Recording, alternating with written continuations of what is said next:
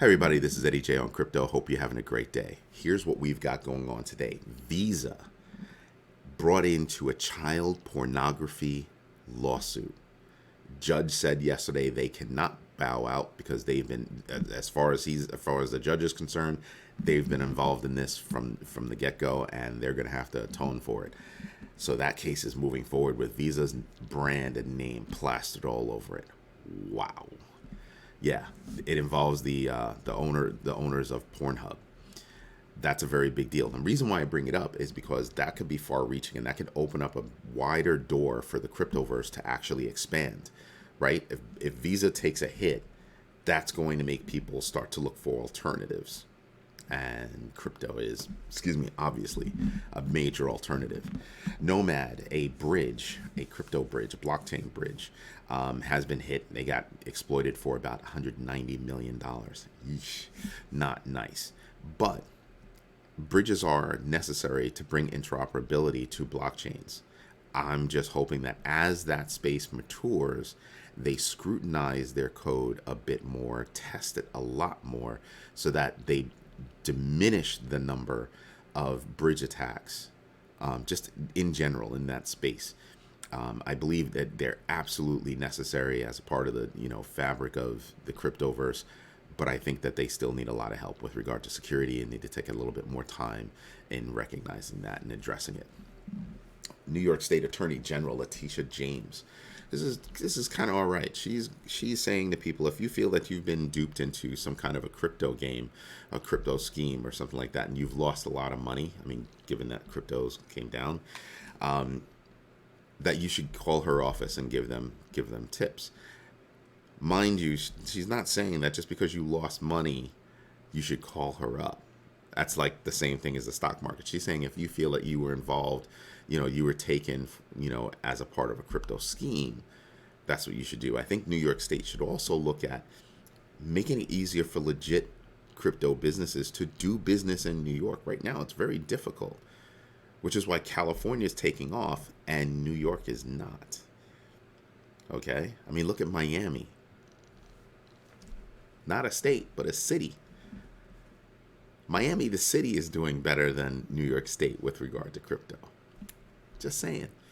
I think that's something that should happen, because right now, I mean, if I'm the government of New York, I should feel embarrassed about how California is whipping us again in the crypto game the same way they did in the Silicon Valley, Silicon Alley game. Right? This is the second time we're coming after, and it doesn't make sense. We should fix that. Might want to look into that. Ledger snags $100 million in their latest round of funding. And I have to tell you, I don't think they needed the money for if it was just going to be a simple hardware upgrade. Know what I mean? So I'm expecting a lot more, and that makes me happy. Binance.us, in a smart move, there were 9 coins listed, or 9 tokens listed by the SEC that were listed on Coinbase that they called securities. One of them was Flexa's AMP token, AMP. Binance looked at it and said, "Oh, that's the only one we have that's on our platform that's listed by the SEC. Ditch it." So they delisted it with a quickness. That's actually smart, because they're already being looked at for allowing sanctions countries to do business on their platform. Well, the citizens of those countries. And that's trouble enough. And I think they said, yeah, no, this is not a fight that we want to be involved in. So they, whacked that coin real quick. Now, I wanted to add that I've been hearing a lot of FUD about the Ethereum merge, right? Oh, the date's been changed so many times. It's been changed so many times. I think people are starting to spread FUD as we get closer to it, so that they can push the price down so they can get in when the merge finally does happen. Pretty screwed up, but you can expect it. Now, there's been a lot of stuff going on. Let me refresh this screen, and we can start to go over the numbers. Should be relatively quick. Let's see. So we have all these down folks over here. So let's see. Is there anything over here that I'm actually paying attention to? No. While I'm looking, but something else I want to touch on is apparently there's a I think it's a Chinese miner that's saying that they might want to fork Ethereum. Okay. I guess. But if the merge works, I mean, because they want to protect their mining business, but if the merge works, I mean, if you wanted to stay to it, you would just go to Ethereum Classic, wouldn't you?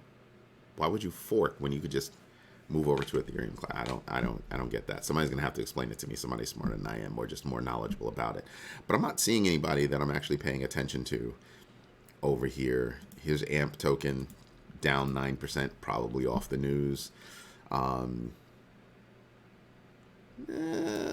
really. I'm not seeing anybody that I'm paying attention to on that side. On this side, as you can imagine, not equal, but kind of in between. Anybody over here I'm paying attention to? Trust Wallet, 7% up. Kronos is 8% up. I think they're being listed by crypto.com, so that's a big deal for them. Nexo's got a little bit of news going on, so they're up 9%. That's about it. That's about all I'm looking for over there. So we can say that. Hello, trying to get over here. There you go. So right now, the fear and greed index is at about 31. I'm sitting back, okay, that's not so bad. We're still in fear section. The next one up would be neutral, but we're still in fear. Still a great reason. Still a lot of pent-up energy. Still a great reason to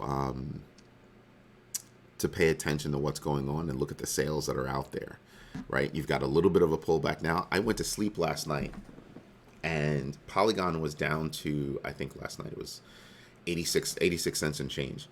And I looked at my phone. I was kind of like, you know what? I'm going to wait until tomorrow, because I had just bought some yesterday. So I put it down, woke up this morning, looked at it. Hey, you know what? I think I could snatch some. So that's exactly what I did. I snatched some because I think Polygon is on a roar, and they're going to have more news coming and coming and coming over the next few months that is going to drive it past $1. And that's what we're really looking for, is that drive past $1. So I have a number in mind of the amount of Polygon I want to be holding before that happens, because I think once it blasts through $1, like I said, I think by the end of next year, you're looking at 10. And I think that's an easy thing for them to be able to do. Looking at DeFi Llama, 86 billion in TVL. Okay, a little bit less than yesterday, but still not a bad number for the times that we're in right now. Looking at this, yeah, you can see that, we went up a little bit, bounced, and now we're down a bit. I think that's probably going to change. I think we're probably going to wind up going up again. If you look at Binance, they're within this range between my outer band and my inner band. But I'm still looking at it and saying, yeah, I'm still happy with where it's at, right? I mean, if you look over here and you say, well, what is Binance at? I mean, what is Bitcoin at? And you can see Bitcoin's at 22,747. That's not bad. When you look at ETH, yes, ETH has come down, but it's up a lot already. So it's starting to say, hey, this is my range for right now. This might be the lowest point that you could snatch ETH. I mean, barring anything, crazy, the $1,500 range to upper $1,400 range might be the sweetest spot where you can snatch ETH. Just saying, it's a big deal. XRP is still up from where I purchased it. I think I purchased at 31 cents. So years ago I had purchased and it was at the same number. So I'm just holding on, seriously holding on for dear life, because I had purchased and then sold. I sold for a profit, but I should have held on. That's not happening again. I'm holding on this time. I have a different perspective on what I'm doing with my investments, and that's where I'm going. So I'm looking at this and I'm kind of like, there are a lot of things that are in a good place. Solana's down, but I'm not a Solana fan anymore. I'm even looking at Doge, which is holding its own at above 6 cents. So I kind of like that. SHIB is around here somewhere. There you go. I haven't looked at SHIB too hard in a little while. I'm pretty sure it's probably a 1-1 blah blah blah after that. Not really a 1-2, but still, SHIB is holding on to its space. It's bouncing around the same area for a while. So I'm expecting some upward momentum. I expect that upward momentum to happen, as we get closer to the merge. Looking at the list of coins that are out there, there's a lot going on. But, again, Polygon 86, Yeah, I bought a little bit lower than that. So I'm in a good place for when Polygon blasts through $1. So I'm happy. Anyway, this is Eddie J on crypto. Pay attention to what's going on out there. Okay? If you like what I'm doing, hit the like button, subscribe to the channel, and absolutely hit the notification bell so you know when I'm dropping a new video. Hope you have a great day. Bye-bye.